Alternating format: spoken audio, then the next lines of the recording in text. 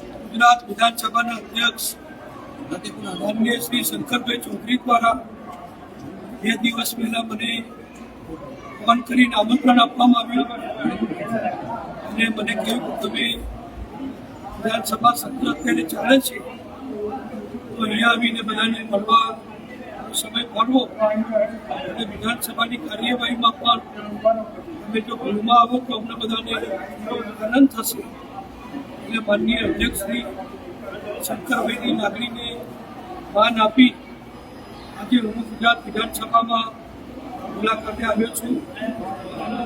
સ્પીકરશ્રીના રૂપીમાંથી અને વિધાનસભાની પ્રશ્નોત્તરીની કામગીરી પર નિહાળી અને મને આનંદ છે ગુજરાતના વિકાસ માટે, ગુજરાતની પ્રગતિ માટે માનનીય મુખ્યમંત્રી શ્રી ભૂપેન્દ્રભાઈના નેતૃત્વમાં જે અમારી ભારતીય જનતા પક્ષની સરકાર કામ કરી રહી છે અને માનનીય શંકરભાઈ ચૌધરી અધ્યક્ષશ્રીના નેતૃત્વમાં ગુજરાત વિધાનસભામાં દરેક પક્ષના ધારાસભ્યશ્રીઓ પોતપોતાના વિસ્તારના પ્રશ્નો, પ્રજાની જરૂરિયાતના પ્રશ્નો એ રજૂ કરે છે.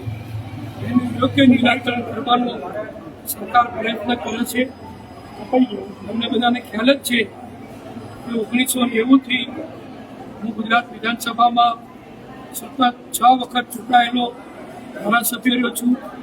અમારા ભારતીય જનતા પક્ષના નેતૃત્વના આશીર્વાદથી ગુજરાતમાં ખૂબ લાંબો સમય મંત્રી તરીકે પણ મેં જવાબદારી સંભાળી છે. એટલે સરકારની કામગીરીની વિધાનસભાના માધ્યમથી જે અસર થાય છે એનો મને અનુભવ છે અને હું આશાનો વિશ્વાસ રાખું છું કે ભૂપેન્દ્રભાઈની સરકાર દ્વારા તમામ મંત્રીશ્રીઓ પર દરેક પક્ષના ધારાસભ્યોની પ્રજાની જરૂરિયાતની લાગણીઓ જે વિધાનસભા ગૃહમાં પ્રશ્નોત્તરીના સ્વરૂપમાં જે પ્રવચનના સ્વરૂપમાં રજૂ કરવામાં આવે છે એના ઉપર પૂરતું ધ્યાન આપે છે, હજુ બધું ધ્યાન આપશે અને ગુજરાતને સતત પ્રગતું અને પ્રગતિશીલ રાખવામાં વિધાનસભા પણ ખૂબ અગત્યનું માધ્યમ છે, બની રહેશે એવી આશા રાખું છું.